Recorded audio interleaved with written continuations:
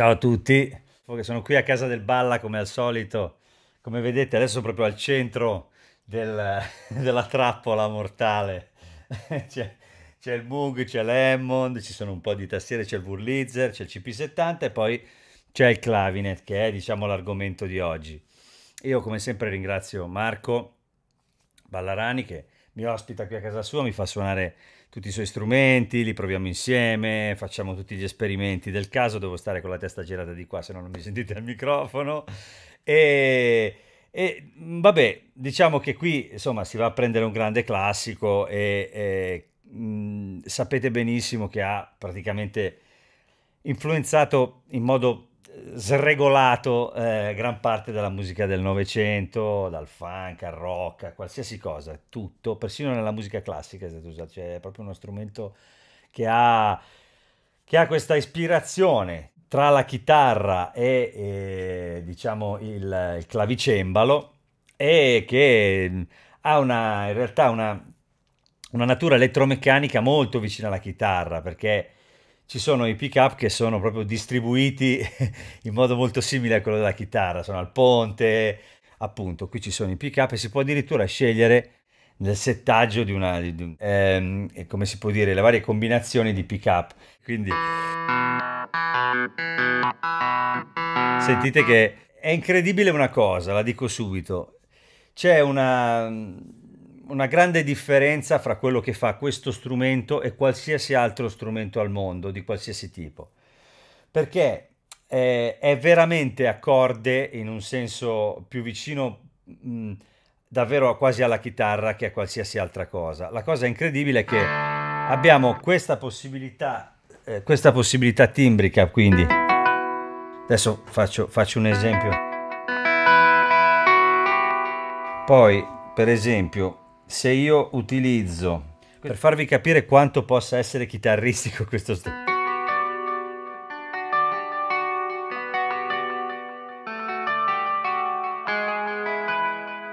si possono avere.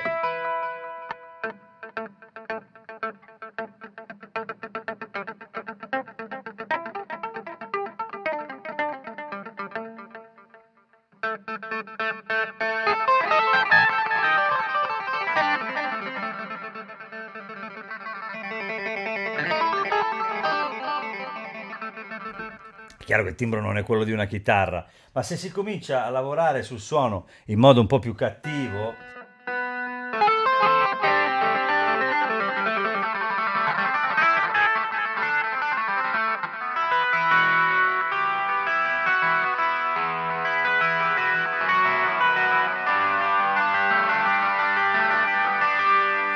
non perché questo debba sostituire una chitarra, ma perché in realtà è un altro strumento che ha le frequenze e la pasta, il timbro vicino a quello delle chitarre, quindi può essere utilizzato come alternativa, può essere molto originale e c'è chi l'ha fatto diventare storico, chiaramente Stevie Wonder e un sacco di altri personaggi che ne hanno sfruttato anche queste doti, quelle essendo uno strumento elettromeccanico, quelle anche di possibilità timbrica unita agli amplificatori, ai pedali, come stiamo facendo adesso qui a casa, grazie al Balla che ha praticamente una quantità infinita di possibilità di pedali vari e non si finisce più perché se mettete insieme, come nelle chitarre praticamente, i pedali, le possibilità dei pick-up, quali utilizzare, quali non utilizzare, le possibilità timbriche e anche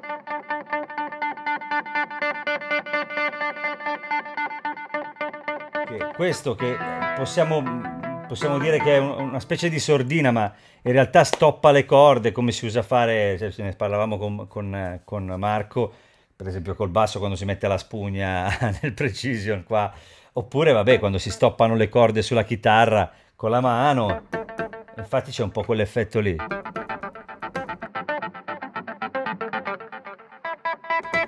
Poi levandola si libera. Ora, chiaramente siamo arrivati a un timbro, diciamo, un po'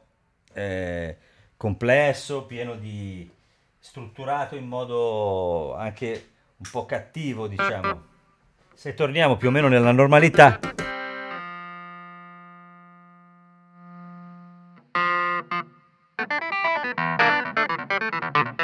il suo timbro diciamo quasi naturale, perché in realtà stiamo passando per un amplificatore.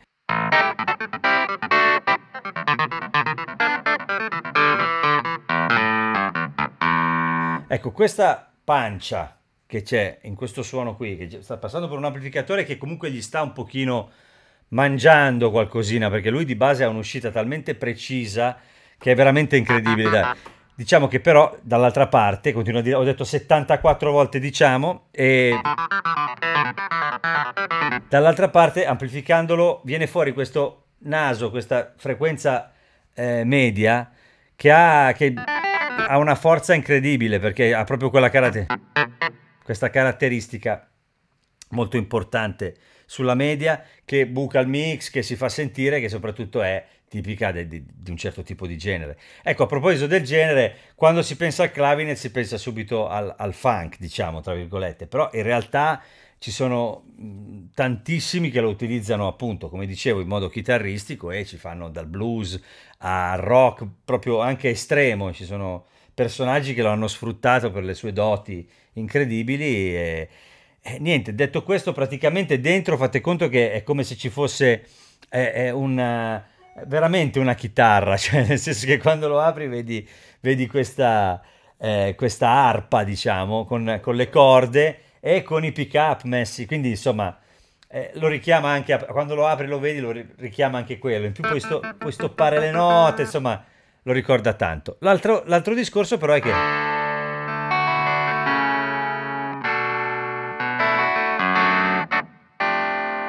certe cose che si possono fare qui, che appunto sono, che ne so, anche solo certi suoni, certi accordi, che con una chitarra farli diventa più complesso. Insomma, si può suonare in modo pianistico una cosa che ha questo tipo di suoni. Poi adesso non so se Marco ha qualche altra idea dal punto di vista. Ah, il wah chiaramente l'abbiamo usato nel brano.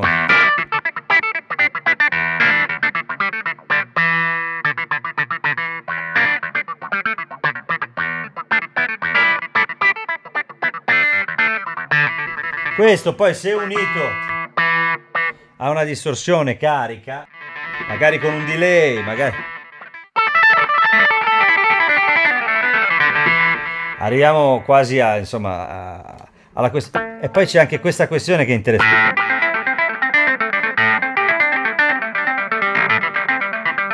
Si possono fare delle cose.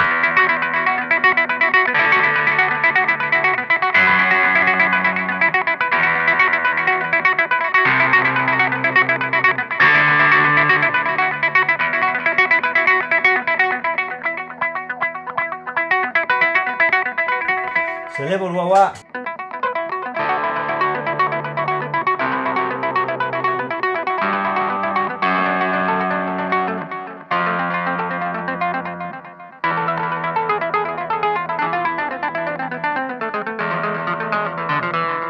si possono fare queste cose che sono,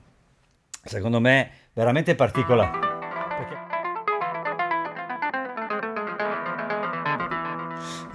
Sì, esatto, si possono fare veramente delle cose stranissime. E questo, adesso voglio dire, chiaramente qui abbiamo pedali di pregio, quindi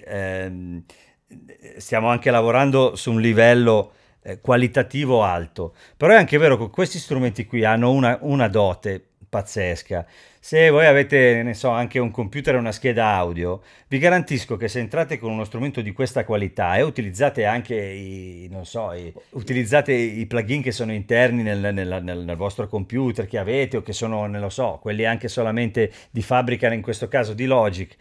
siccome il suono, la fonte è estremamente bella, rotonda e di qualità, potete arrivare dove volete anche solo avendo lo strumento, cioè nel senso che è chiaro che tutte queste possibilità sono di altissimo livello, ma quando uno strumento è bello, lì volevo arrivare, quando uno strumento è bello di per sé, non c'è bisogno di avere anche tutto il resto, già lui dà una grossa mano. E quindi, insomma, io direi che qui storicamente siamo di fronte, ci sono tutti, non manca niente, c'è l'Hammond, c'è il clavinet, c'è il Rhodes e c'è il Wurlitzer, che sono gli strumenti più importanti, e il CP70, e quindi tutti gli strumenti elettromeccanici più importanti della storia della musica. Forse lui è uno di quelli più caratterizzanti, nel senso che molti degli altri strumenti di cui stiamo parlando sono stati utilizzati in tutti i generi in modo più, diciamo, non voglio dire pianistico, perché un organo è un organo, è un piano, ma semplicemente hanno fatto anche,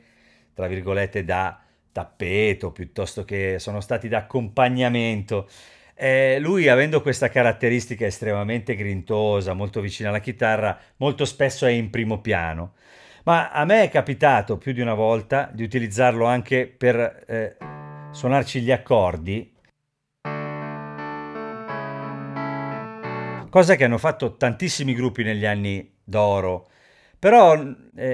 molto spesso non si sa che è il clavinet quella cosa che sta suonando. Spesso si dice, ah sì, quel pezzo col clavicembalo. È la stessa cosa fondamentalmente, è un clavicembalo elettrico. Però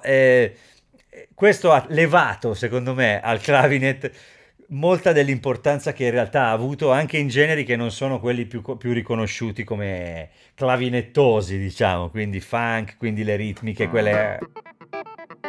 cose lì. Vi saluto, vi ringrazio come sempre, siamo qui a Casa del Balla, ringrazio Marco Ballarani per l'ospitalità, e io quando vengo qua sono nel paese dei balocchi e ci divertiamo insieme a chiacchierare di questi strumenti, fare un po' di musica. Vi ringrazio ancora, vi saluto, più insistente nel chiedervi di iscrivervi e di cliccare sulla campanella per avere mie notizie quando combino qualcosa, quindi fatelo, che per me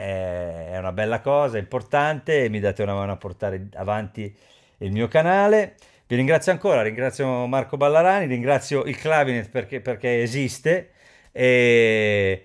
basta, niente, ci vediamo presto, un abbraccio fortissimo. Ciao ragazzi.